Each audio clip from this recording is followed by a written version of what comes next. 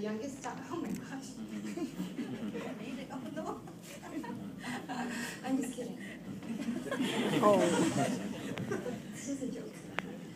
I'm Sarah Tecson, the youngest daughter of Pastor Tecson, the youngest in the whole Texan side. And that's Tita Tess's youngest brother, my dad. Sorry if I don't make it through. I've been practicing, but it's different when you're up here. And she's right there.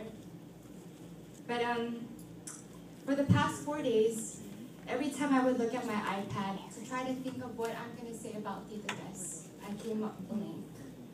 Not because there's nothing to say about her, but because there's absolutely not enough words in the dictionary to describe the woman she was. I stand here today, of course, to share how deeply she's touched my life, but for hours on end, I've fallen short in coming up with just the right words to say. I thought about starting off the eulogy with, maybe I could talk about how she's the one who taught me how to cook pinakbet. If you ask me if I remember, I don't. But it was really nice watching her cook. I thought about talking about how she supported my dad all the way. If there's any place my dad had to go visitation, she'd want to be there. If she had a car, that woman would be driving everywhere. It's a good thing she didn't. Or I even thought about starting off the eulogy with how blessed I was to be with her in her last missions trip, side by side. As sick as she was, she shared the gospel nonstop. Tita Beth, Nadua, I know, and Uncle Jim, you know, you can attest to that. Never giving up. But honestly, none of that cut it. It wasn't enough to talk about my tita.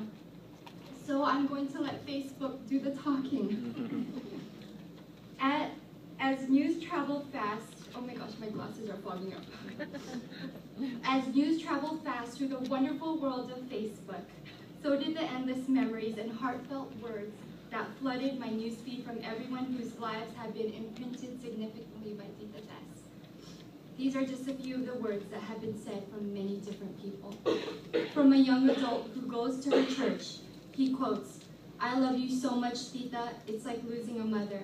Thank you for everything, for all the support, all the hugs, and all the smiles and encouragement." From someone she's mentored, "Tita Tessie, thank you for ministering to me even when everything seemed to fall apart. You never put a brand on me, except child of God."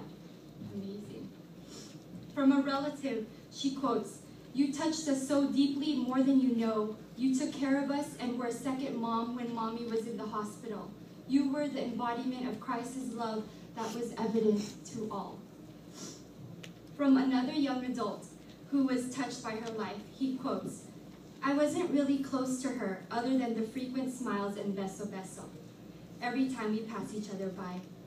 One day she found out that I wanted this devotional book and decided to give me one. Of course I was surprised. The following week I personally thanked her and she said, 'Of course, you're welcome. Basta basahin mo, okay?'" From a friend, she quotes, "She is one of the main people God used to lead me to him. She never gave up on me, never gave up on me. I saw how much God loved me through her relentless pursuit of me. Thank you, Tita Tess, for serving the Lord so faithfully. Thank you for being obedient. Thank you for showing me God's love through our special friendship." And lastly, from a young woman who quotes, "Your testimony and your love for the Lord will echo for eternity. Through your life, you taught me how to be a woman of integrity, perseverance, and a woman who thrusts all her hope and ambitions into the arms of the Lord. You are and will always be one of the most inspiring women I've ever met."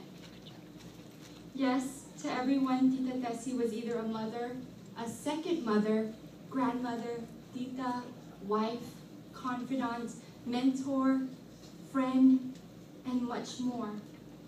But most of all, to which I'm sure we can all agree, she was a God-fearing woman of faith, Faith so evident that even in the storms of life, her eyes never lost sight of her master. I'll never forget those mornings that I would barely just wake up, yet she already started her day in God's words. If she had to be somewhere with my dad by 9 a.m., she'd wake up by 7.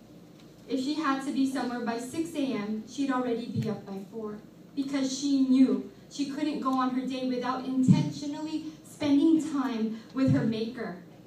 This is the reason why she has made such a great impact in all of our lives. Not because she was kind, loving, attentive, supportive, or thoughtful. Yes, she was all of that. But because she put her hope in something greater, something bigger, our Lord Jesus Christ. This is a legacy she has left. I pray that we will all aspire to leave the same legacy. Thank you.